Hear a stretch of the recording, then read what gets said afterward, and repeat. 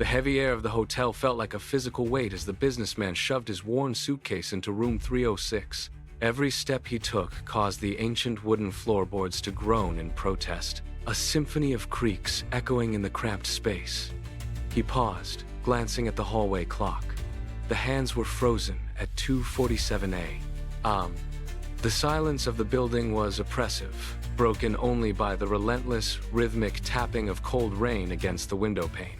He felt a shiver run down his spine, a sense of being watched by the very walls. He stood there for a moment, catching his breath, unaware that the reality he knew was about to fracture. The shadows in the corner of the room seemed to deepen, swallowing the meager light from his bedside lamp. 3 slow, precise knocks echoed against his door, vibrating through the wood.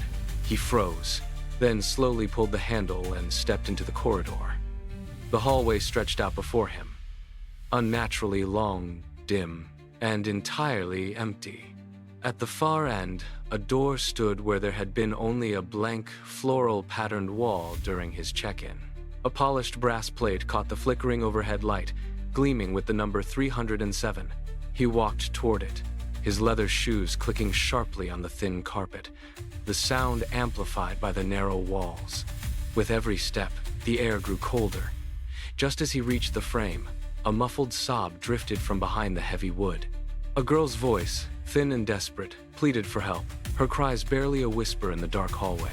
He reached out, his fingers trembling, his palm pressed against the metal knob, but he recoiled instantly. The surface felt like a jagged block of ice. The sobbing behind the door cut off with terrifying precision. A new sound emerged from within the room, freezing the blood in his veins. It was his own voice, the exact cadence, the exact pitch, but it was steady, hollow, and impossibly cold. It whispered through the wood, "Don't open the door, or you will become me." He staggered back, his heart hammering against his ribs like a trapped bird. He looked up at the brass plate again, his vision blurring. The numbers began to shift, the metal warping and twisting like liquid.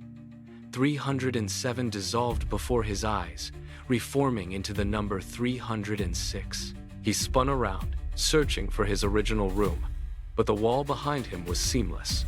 No door, no keyhole, no escape. The hallway lights flickered once and died, plunging him into a sickly yellow gloom. From inside the room, he heard the unmistakable sound of his own key turning in the lock. He tried to back away, but his feet felt glued to the floor, anchored by an unseen force. The door to 306 swung open just an inch. A hand, identical to his own, reached out from the darkness and gripped the frame. He watched in paralyzed horror as a figure stepped into the dim light. It was him. The man wore his suit, held his suitcase, and carried the exact look of confusion he had worn hours ago.